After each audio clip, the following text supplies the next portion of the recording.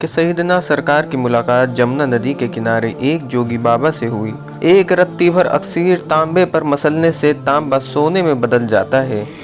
علی المرتضیٰ رضی اللہ تعالیٰ عنہ شیر خدا آپ کے خواب میں تشریف لائے اور اجمیر جا کر خواجہ معین الدین چشتی اجمیری رحمۃ اللہ علیہ تعالیٰ کی بارگاہ سے فیض حاصل کرنے کے لیے فرمایا۔ ایک بار آپ مزار پر تشریف فرما تھے کہ خواجہ غریب نواز نے آپ کو تسبیح کے دانے کے برابر ایک سرخ رنگ کی گولی عطا فرمائی۔ اسے کھاتے ہی آپ کا قلب روشن ہو گیا۔ خواجہ غریب نواز نے آپ کو آگرہ واپس جانے کی تاکید فرمائی۔ سادھو کو یقین نہیں تھا، پھر بھی اس نے تھوڑی سی ریت بطور آزمائش اٹھا لی اور تانبے پر ملی تو وہ تانبا خالص سونے میں بدل گیا۔ آپ کی یہ کرامات دیکھ کر سادھو حیران رہ گیا اور وہ مست ہاتھی آپ کے سامنے آیا۔ آپ نے اس کی طرف باغور دیکھا۔ آپ رحمۃ اللہ علیہ تعالیٰ کی نگاہوں میں وہ تاثیر تھی کہ جیسے ہی آپ نے اس کی طرف باغور دیکھا وہ ہاتھی وہیں شانت کھڑا ہو گیا اور سن پڑ گیا۔ آپ اس بدمست ہاتھی کے برابر سے نکلتے ہی چلے گئے۔ لوگ یہ دیکھ کر حیران تھے کہ اچانک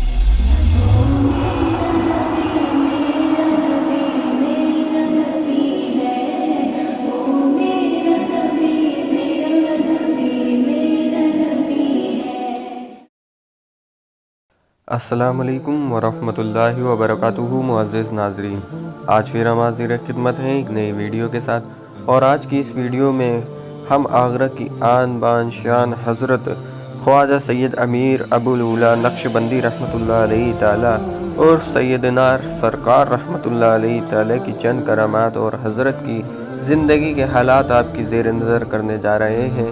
اور جیسا کہ آپ لوگ جانتے ہیں کہ حضرت ابو العلا رحمۃ اللہ علیہ تعالیٰ کا بھی سالانہ عرس جاری ہے، اس لیے ویڈیو کو پورا لازماً دیکھیں اور چینل کو سبسکرائب کریں۔ آپ رحمۃ اللہ علیہ تعالیٰ کا پورا نام حضرت خواجہ سید امیر ابو العلا سیدنا سرکار نقشبندی رحمۃ اللہ علیہ تعالیٰ ہے۔ القاب: قطب زمان، محبوب جل اولا، سرتاج آگرہ۔ آپ کی ولادت 990 ہجری 1582 AD میں نریلا دلی میں ہوئی۔ آپ کے والد کا نام حضرت سید امیر ابو العلا وفا بن سید عبد السلام ہے۔ آپ حسینی سادات ہیں۔ آپ کے دادا مغل بادشاہ اکبر کے زمانے میں سمرقند ازبکستان سے ہندوستان آئے اور فتح پور سکری میں مقیم ہوئے۔ آپ کے بچپن میں ہی آپ کے والد کا وصال ہو گیا۔ اس کے بعد آپ کے نانا حضرت خواجہ فیضی نے آپ کی پرورش کی۔ آپ کے نانا بنگال کے گورنر تھے۔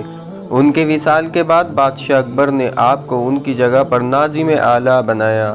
اکبر کے بعد جہانگیر بادشاہ بنا، تب اس نے تمام گورنر کو اپنے دربار میں حاضر ہونے کا فرمان بھیجا۔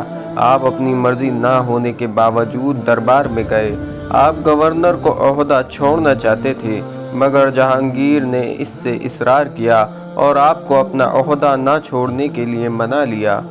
ایک بار حضرت مولا کائنات علی المرتضیٰ رضی اللہ تعالیٰ عنہ شیر خدا آپ کے خواب میں تشریف لائے اور اجمیر جا کر خواجہ معین الدین چشتی اجمیری رحمۃ اللہ علیہ تعالیٰ کی بارگاہ سے فیض حاصل کرنے کے لیے فرمایا۔ آپ اپنا تمام مال و دولت غریبوں میں خیرات کر کے اجمیر شریف کی طرف روانہ ہوئے۔ پہلے آپ نے دلی جا کر حضرت خواجہ قطب الدین بختیار کاکی رحمۃ اللہ علیہ تعالیٰ کے مزار پر اور حضرت خواجہ نظام الدین اولیاء رحمۃ اللہ علیہ تعالیٰ کے مزار پر حاضر ہو کر فیض حاصل کیا۔ پھر اجمیر پہنچ کر خواجہ غریب نواز کے مزار پر حاضر ہوئے۔ خواجہ غریب نواز آپ کے سامنے حاضر ہو کر آپ کو فیض و کرم عطا فرمایا۔ ایک بار آپ مزار پر تشریف فرما تھے کہ خواجہ غریب نواز نے آپ کو تسبیح کے دانے کے برابر ایک سرخ رنگ کی گولی عطا فرمائی۔ اسے کھاتے ہی آپ کا قلب روشن ہو گیا۔ خواجہ غریب نواز نے آپ کو آگرہ واپس جانے کی تاکید فرمائی۔ آپ کے چچا حضرت سید عبداللہ نقشبندی اخراری رحمۃ اللہ علیہ تعالیٰ سے بیعت کرنے کے لیے اور ان کی صحبت اختیار کرنے کے لیے فرمایا۔ آپ رحمۃ اللہ علیہ تعالیٰ کی چند کرامات۔ ناظرین، ایک دن کا واقعہ ہے کہ سیدنا سرکار کی ملاقات جمنا ندی کے کنارے ایک جوگی بابا سے ہوئی۔ جوگی نے ڈبیا آپ کو پیش کی۔ آپ نے اس سے پوچھا کہ اس میں کیا ہے؟ اس جوگی نے کہا کہ اس میں اکسیر ہے۔ اور اکسیر کی صفت یہ ہے کہ ایک رتی بھر اکسیر تانبے پر مسلنے سے تانبا سونے میں بدل جاتا ہے۔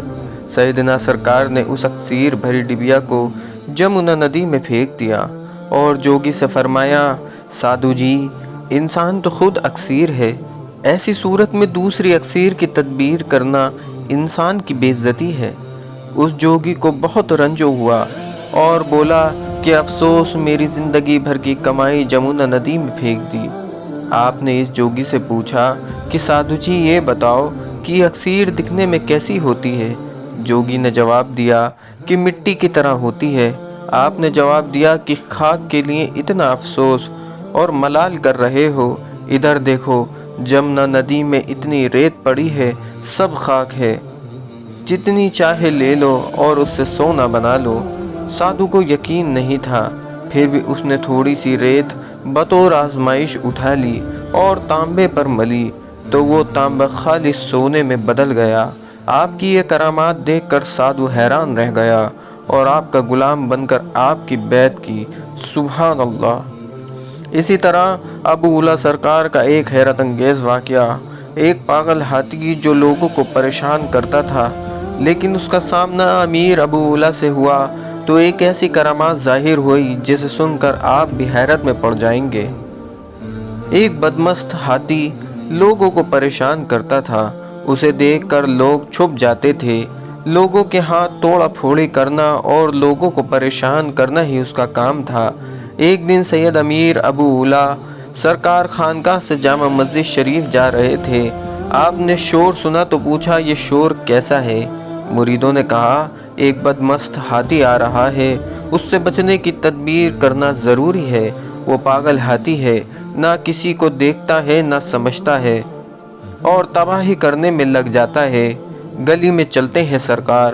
آپ رحمت اللہ علیہ تعالیٰ نے مریدوں کی یہ بات سن کے فرمایا، ابو اولیٰ اپنی راہ جاتا ہے اور وہ اپنی راہ جائے۔ اتنا کہنا تھا کہ لوگ الٹی طرف بھاگ رہے تھے اور آپ سید ابو اولیٰ ہاتھی کی طرف روانہ ہو گئے۔ لوگ یہ دیکھ کر بڑے حیران تھے کہ سید ابو اولیٰ سرکار ہاتھی کی طرف کیوں جا رہے ہیں؟ لوگ اپنی جان بچا رہے ہیں لیکن سرکار ابو اولیٰ ہاتھی کی طرف جاتے جا رہے ہیں۔ جیسے ہی آپ کا سامنا اس ہاتھی سے ہوا اور وہ مست ہاتھی آپ کے سامنے آیا، آپ نے اس کی طرف باغور دیکھا۔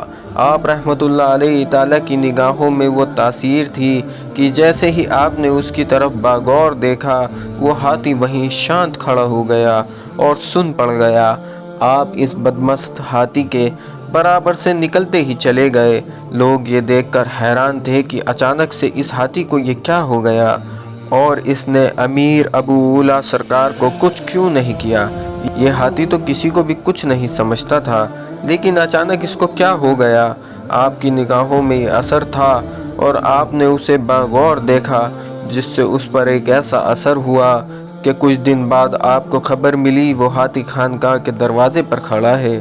آپ اس کے پاس تشریف لے گئے اور اس سے فرمایا کہ مخلوق کو پریشان کرنا اچھا نہیں ہے، بہتر یہ ہے کہ راج گھاٹ جا کر لوگوں کو دریا پار کراؤ۔ آپ رحمت اللہ علیہ تعالیٰ کا اتنا فرمانا تھا کہ اس ہاتھی نے آپ کے حکم کی تعمیر کی۔ وہ ہاتھی راج گھاٹ گیا اور لوگوں کو اپنی پیٹھ پر بٹھا کر دریا پار کروانے لگا اور کچھ ہی دنوں میں وہ ہاتھی میر صاحب کے ہاتھی کہلایا۔ سبحان اللہ، سبحان اللہ۔ آپ کا نکاح آپ کے چچا اور پیر حضرت سید عبداللہ نقشبندی احراری رحمت اللہ علیہ تعالیٰ کے صاحبزادی سے ہوا۔